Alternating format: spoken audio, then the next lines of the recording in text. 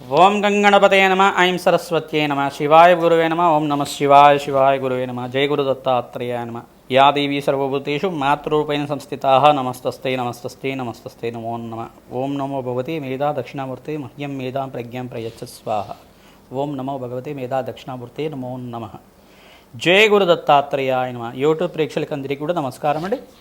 నేను పాలపర్తి గురునాథ్ శర్మ.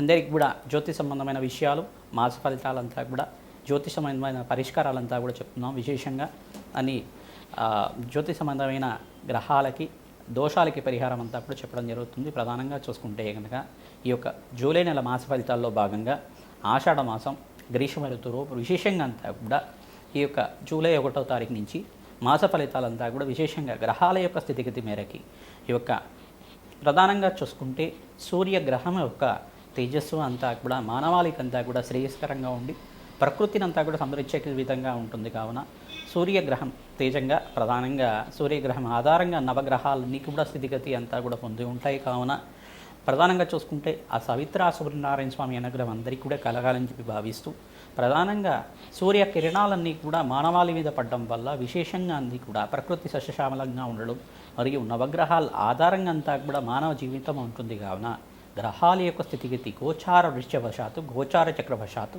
గ్రహాల యొక్క కదలిక వాళ్ళ యొక్క భావ ఫలితాలు విశేషంగా దృష్టి కలయిక భావాలంతా కూడా విశ్లేషంగా అంతా కూడా జ్యోతిష ప్రామాణికంగా శాస్త్ర ప్రామాణికంగా అంతా కూడా చెప్పడం జరుగుతుంది. విశేషంగా ఈ యొక్క మాస ఫలితాల్లో భాగంగా జూలై నెల మాస ఫలితాల్లో విశేషంగా గ్రహాల యొక్క స్థితిగతి ఏ రకంగా ఉంది, ఆ గ్రహాలంతా కూడా మానవాళికి విశేషంగా అంతా కూడా అందరికీ కూడా ఏ రాశి వాళ్ళకి మేషాది ద్వాదశ రాశుల వాళ్ళకి ఎటువంటి ఫలితాలు ఇస్తాయి. ప్రధానంగా చూసుకుంటే ఆర్థికంగా ఉన్నత స్థితి కలగడానికి అష్టైశ్వర్య యోగం సిద్ధించాలన్నా ఆకస్మిక ధనలాభం కావన్నా గ్రహాల ఆధీనంలోనే అన్నీ కూడా ఉంటాయి. ప్రధానంగా నవగ్రహాల యొక్క స్థితిగతి అంతా కూడా నవగ్రహాల యొక్క ఆధీనంలో మానవ యొక్క జీవితం ఉంటుంది.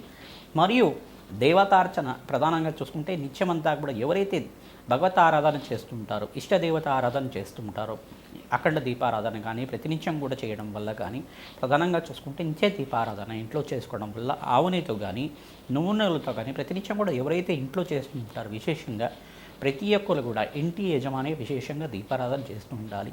తద్వారా అంతా కూడా అఖండ ఐశ్వర్య కటాక్షం కలగడానికి వృత్తిలో కానీ ఉద్యోగంలో కానీ అభివృద్ధి కలగాలన్నా ప్రమోషన్స్ రావాలన్నా వ్యాపార స్థలంలో కూడా వ్యాపారంలో నిత్య దీపారాధన చేయడం వల్ల అఖండ ఐశ్వర్య ప్రాప్తి ధనాకర్షణ పెరగడానికి ఆస్కారం ఉంటుంది. అఖండమైన ఆరోగ్యవంతమైన జీవితం ఆహ్లాదకరంగా జీవితం జీవించడానికి ఆస్కారం ఉంటుంది.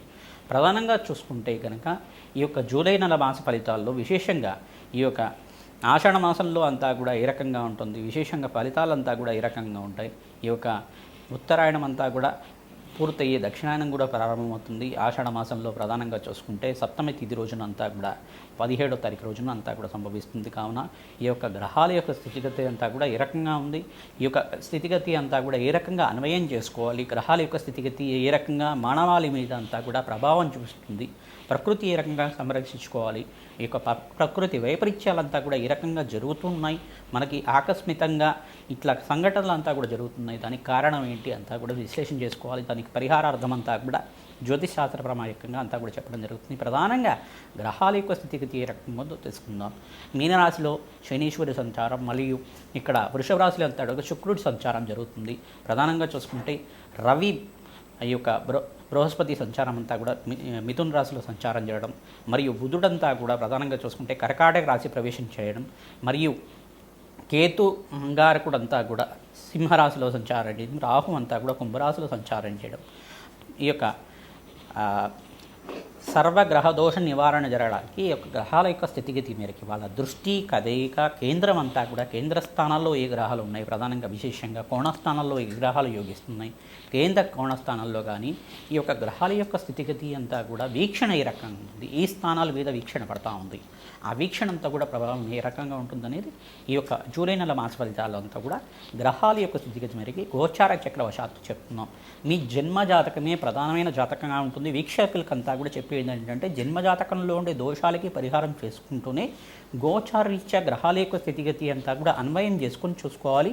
తద్వారా నిత్యం దేవతార్చన చేయడం వల్ల భగవతారాధన చేయడం వల్ల నామస్మరణం చేసుకోవడం వల్ల సకల గ్రహదోష నివారణ జరగడానికి అవకాశం ఉంటుంది. శీఘ్రంగా మీకంతా కూడా స్వల్ప పూజతోటి మీకంతా కూడా అఖండ ఐశ్వర్య సిద్ధి కలగడానికి కానీ నేను చెప్పే పరిహారాలంతా కూడా శీఘ్రంగా మంచి ఫలితాలు ఇచ్చే ఫలితాలను అంతా కూడా చెప్తున్నాం. కావున ఆషాఢ మాసంలో ఎవరైతే వారాహిదేవి ఆరాధన విశేషంగా చేస్తూ ఉంటారో తద్వారా సాత్వికమైన ఆరాధన నిత్యమంతా కూడా చేసుకోవడం వల్ల అష్టోత్తర నామాలతో కానీ 16 నామాలు ఉంటాయి అమ్మవారికి అంతా కూడా, అటువంటి నామాలతో నిత్యం చేసుకోవడం వల్ల మంత్రోపదేశం ఉండేవాళ్ళు మాత్రమే, మహామంత్ర ఉపదేశం చేసుకున్న వాళ్ళు మాత్రమే మూలమంత్ర జప అనుష్ఠానాలు చేయాలి.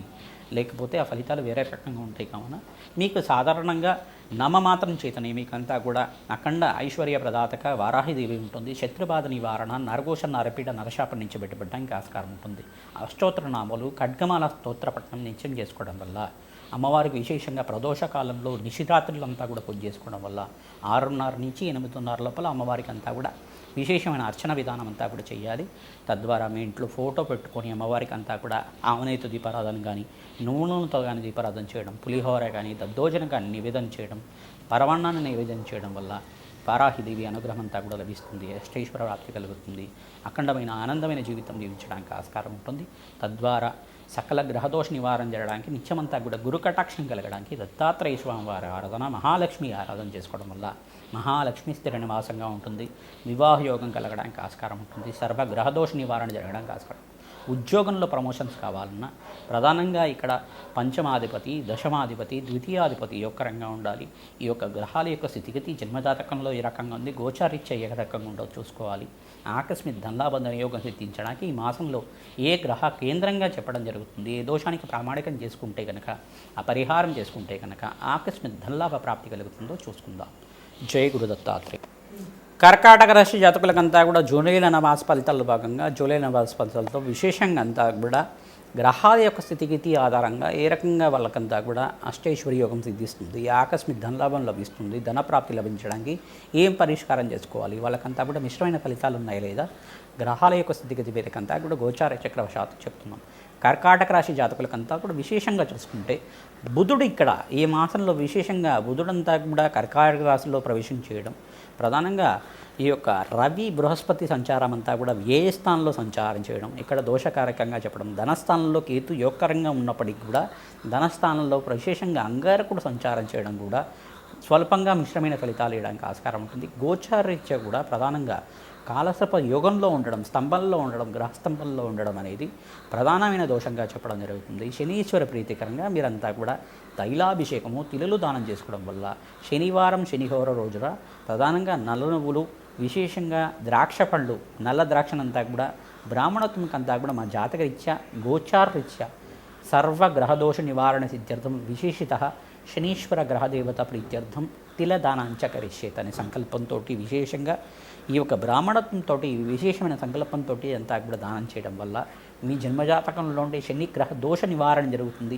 ఆ శని గ్రహ పీడంతా కూడా పోతుంది. విశేషంగా ప్రధానంగా చూసుకుంటే కర్మఫలదాత అనే శనీశ్వరుడు అంతా కూడా మీరు చేసుకున్న పుణ్య ఫలితానికి పుణ్య ఫలితము, పాప ఫలితానికి అంతా కూడా పాపకర్మకంతా కూడా పాప ఫలితం ఇచ్చే విధంగా ఉంటుంది.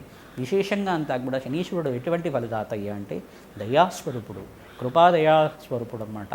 విశేషంగా అంతా కూడా దయాస్వరూపుడు, దయాళుడైన శనీశ్వరుడు అనుగ్రహం అంతా కూడా అన్ని రాశుల వాళ్ళకి ఉండాలి. విశేషంగా మీరు చేసుకున్న పుణ్యకర్మల వల్లనే విశేషమైన పుణ్య ఫలితాలు పొందుతారు. కావున అన్నదానం చేయండి, విశేషంగా బీదవాళ్ళకు అన్నదానం చేయండి, ఆ యొక్క అనాథాశ్రమంలో వస్త్రదానం చేయండి.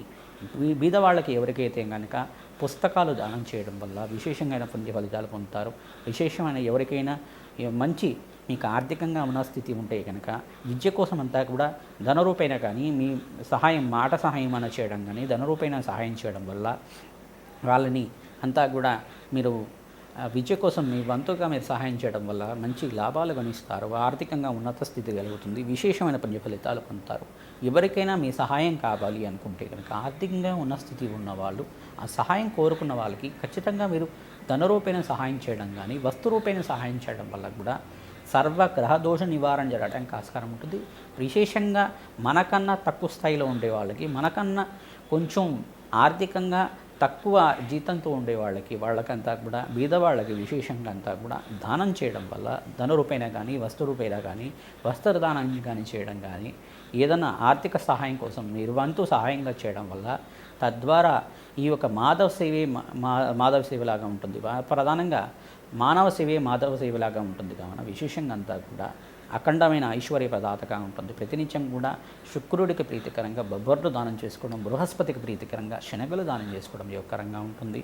ఇక్కడ బుధుడు రాశిలో సంచారించడం మిశ్రమైన ఫలితాలు ఉంటాయి కావున జన్మరాశిలో ఎప్పుడైతే బుధుడు సంచారం చేస్తుంటారో ప్రధానంగా చర్మ సంబంధమైన రోగాలు రావడానికి ఆస్కారం ఉంటుంది. కర్కాటక రాశి జాతకులకు అంతా కూడా విశేషంగా మీరంతా కూడా ఆయుర్వేద ప్రధానంగా మీరంతా కూడా ఔషధ సేవనం తీసుకోవడం వల్ల చర్మ రోగాలు ఏమైనా ఉంటే నయమవడానికి ఆస్కారం ఉంటుంది. కావున ఈ యొక్క దోషాలకి పరిహారం అంతా కూడా చేసుకోండి. పరమేశ్వరుడికి పాలతో అభిషేకం చేసుకోవడం వల్ల విశేషమైన పుణ్య ఫలితాలు లభించడానికి ఆస్కారం ఉంటుంది.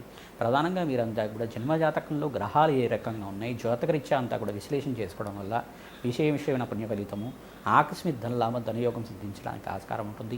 దుర్గాదేవి ఆరాధన, రాహుకాల దీపాలంతా కూడా దుర్గాదేవి దేవాలయంలో మంగళవారం రోజున రాహుకాలంలో కానీ, శుక్రవారం రోజున రాహుకాలంలో కానీ నిమ్మకాయ దీపారాధన అంతా కూడా చేయడం, 27 వారాలంతా కూడా చేయడం, 27 రోజుల్లాగా ప్రతినిత్యం కూడా 2 నిమ్మకాయలు కానీ 4 నిమ్మకాయలు కానీ అట్లా పెంచుకుంటూ వెళ్ళడం వల్ల, నిమ్మకాయ దీపం పెట్టడం వల్ల, ఖడ్గమాల స్తోత్రాన్ని పఠనం చేసుకోవడం వల్ల ఆకస్మిక ధనలాభ ధనయోగం సిద్ధించడానికి ఆస్కారం ఉంటుంది.